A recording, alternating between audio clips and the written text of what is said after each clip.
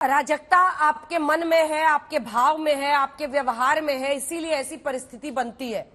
अब संजय जी मुझे यह बताइए कि इस ऑर्डिनेंस के खिलाफ भी तो आप लोग सुप्रीम कोर्ट गए थे ना, वहां से भी तो आपको फौरन रिलीफ नहीं मिला।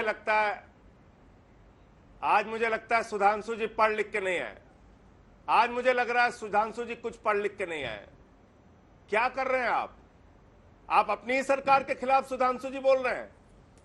जीएनसीटीटी एक्ट भूल गए आप? क्या लिखा है उसमें आपने? एमसीडी मतलब सेंट्रल गवर्नमेंट। अपनी रिसर्च टीम को बोलिए अंजना जी, और अपने चैनल पे दिखाइए पूरे देश के दर्शकों को। नगर निगम का अरे मान्यवर मैंने दिल्ली प्रदेश नहीं कहा, मैंने सारे प्रदेशों लिखा एमसीडी मतलब सेंट्रल गवर्नमेंट। अरे भाइयों, मैंने आपको टोका नहीं, ये मत कीजिए, ऐसे बहस मत कराइए अंजना जी।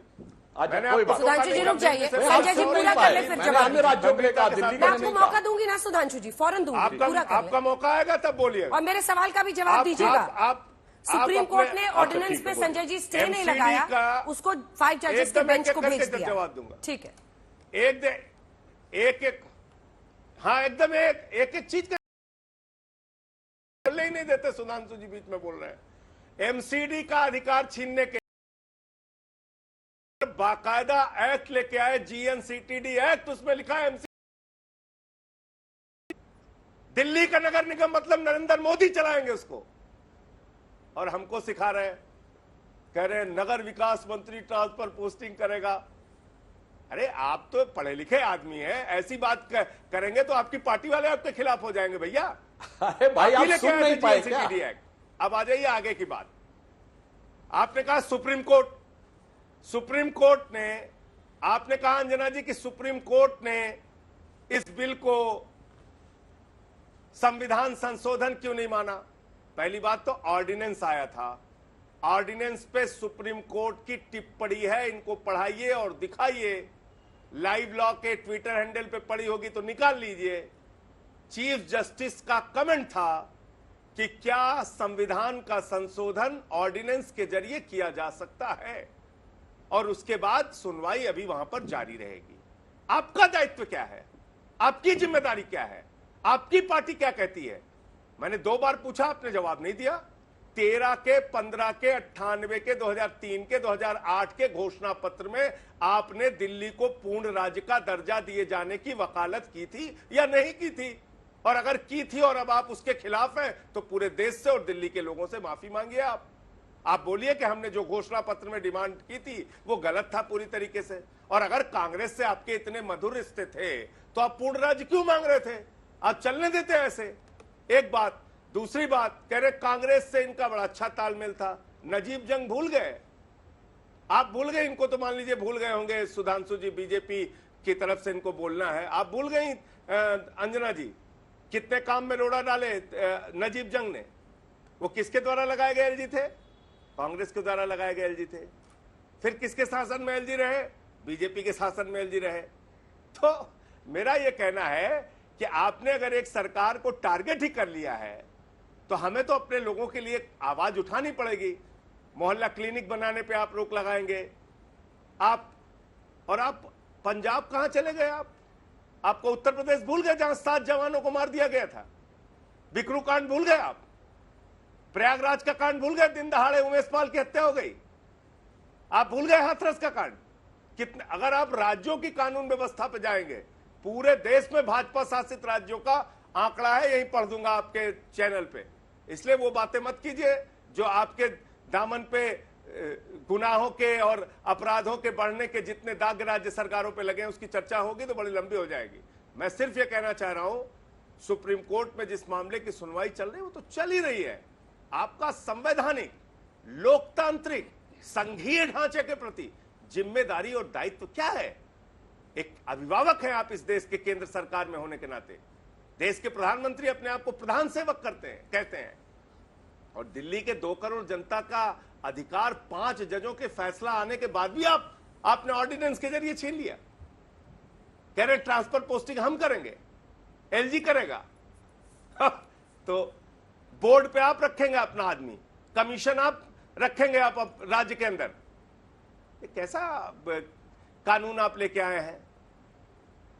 आज देश के संविधान की देश के लोकतंत्र की, देश के संघीय ढांचे की चकनाचूर करने की कहानी आपने इस ऑर्डिनेंस के माध्यम से लिखी है, मैं ये कहना चाहता हूं। चकनाचूर कर दिया आपने सब कुछ सुधांशु जी। एक तो जीएनसीटीडी वो जो लगातार कह रहे हैं उस पर आप, उस एक्ट पर आप बताइए। दूसरा, एक सेकंड सर, क्या ये खींच इस बात का है कि आपके सांसद तो दिल्ली चुन देती है लेकिन आपको यहां सरकार बनाने का मौका नहीं दे रही है, स्वीप कर रहे हैं अरविंद केजरीवाल दिल्ली को? क्या इसी के खींच की वजह से आप लोग टारगेट करते हैं किसी ना किसी तरीके से? ये आरोप लग रहा है आप लोगों पर, और आप क्या इंतजार करें कि बीजेपी की सरकार बनेगी तभी आप पूर्ण राज्य का दर्जा दिलाएंगे? किसी और की बनी तो पनिशमेंट।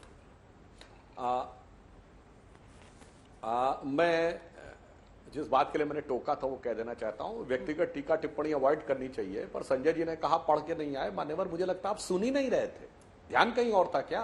मैंने बहुत साफ कहा नगर निगम के मामले में कि दिल्ली का विषय अलग है, पर जहां पर पूर्ण राज्य है पंजाब अथवा अन्य जितने भी राज्य हैं, ये मैंने बोला। आप एनसीडी पे भाषण देने लगे और फिर कहने लगे कि नहीं पढ़ रहे। इसलिए मैंने कहा शायद आप सुनने में आपसे चूक हो गई होगी, या उस समय हो सकता है ईपी में आपकी आवाज न गई हो। मैंने कहा जितनी भी राज्य सरकारें हैं कोई नगर निगम को पावर नहीं देती, और यहां पे कहते हैं चुने हुए लोगों के होना चाहिए, जबकि हमने तो नियमानुसार पूरा दे रखा है। और अगर पुरानी बात संकल्प पे आएंगे, मान्यवर नजीब जंग की आप बात कर रहे हैं, क्या आप कह रहे हैं नजीब जंग कांग्रेस के आदमी थे, आपके विरोध में थे? आपने तो पहली सरकारी कांग्रेस के दम पे बनाई थी, भूल गए? 28 विधायक थे आपके और 8 कांग्रेस के विधायक पालकी ढो के लेके गए थे। किसके खिलाफ? भाजपा के खिलाफ। कहां भूल जाते हैं मान्यवर आप? और उसके बाद इतना ही नहीं, आज जिन्होंने कांग्रेस के साथ मिलकर सरकार बनाई और आज भी कांग्रेस के साथ ही खड़े हुए हैं, तो मुझे लगता है अतीत हो या वर्तमान, दोनों में कांग्रेस के साथ आपका सामंजस्य और सुमधुर संबंध बहुत स्पष्ट दिखाई पड़ रहा है। अब जो अंजना जी आपने सवाल किया, मैं उसके बारे में जवाब देना चाहता हूं। आपने कहा कि ये खींच की बात है, ये खींच की बात नहीं है, वास्तविकता में ये यथार्थ की बात है। यदि यह सत्य है कि 2 बार विधानसभा में दिल्ली की जनता ने इनको शानदार बहुमत दिया है, इतना शानदार बहुमत पाकर सिर्फ व्यवस्था और में अव्यवस्था और वितंडावाद करने वाली सरकार आपने नहीं देखी होगी। ये वो पार्टी है जो कहती थी हम नई राजनीति के लिए आए हैं, और आज आप देखिए कि किस तरीके से ये ट्रांसफर पोस्टिंग के लिए कह रहे हैं। और याद करिए अंजना जी, इन्हीं की सरकार में मुख्य सचिव के साथ हाथापाई हुई थी, यह मीडिया में रिपोर्ट आई थी और यह बयान मुख्य सचिव ने दिया, चीफ सेक्रेटरी ऑफ दिल्ली, और यह कहा गया कि घर पे बुलाया गया केजरीवाल जी के, मुख्यमंत्री जी के घर पे अन्य मंत्री भी थे और हाथापाई हुई। अफसरों के साथ किस ढंग से डील करने का कोई उदाहरण आपको भारत के इतिहास में नहीं मिलेगा कि कोई मुख्य सचिव यह आरोप लगाए कि आपने उसके साथ मारपीट की है। और उसके बावजूद जिस शिद्दत के साथ आप ट्रांसफर पोस्टिंग के लिए करना चाहते हैं, तो बहुत सारी चीजें जो आप लोगों के साथ हुई हैं कि चाहे घर के बनाने में 10 करोड़ का लिमिट थी अंजना जी, तो एक बिल जानते हैं कितने का है केजरीवाल जी के ऑफिस और उसके रिनोवेशन का? 9.99 करोड़। ऐसी दक्षता वाला अफसर इनको कंट्रोल का चाहिए कि 9 करोड़ 99 लाख रुपए, पता नहीं कौन सा कैलकुलेशन किया कि 10 करोड़ टच ना होने पाए। इस कारण से आपको चाहिए था। अब इसलिए मैं आपसे सिर्फ ये कहना चाहता हूं मान्यवर, हकीकत यह कि अगर आप थोड़ा सा अपनी प्रवृत्ति में सुधार लें तो आपको दिल्ली की जनता ने बहुत दिया, पर यह भी स्वीकार लें कि 2 बार 7 में 0 आपको दिया है। यह दोनों बातें ईमानदारी से स्वीकार लें तो आप सकारात्मक काम कर पाएंगे। अन्यथा आप जिस प्रकार के नए नवेले पार्टी होकर अजब अलबेले स्वांग रचाते रहते हैं, आप उसी में उलझे रह जाएंगे।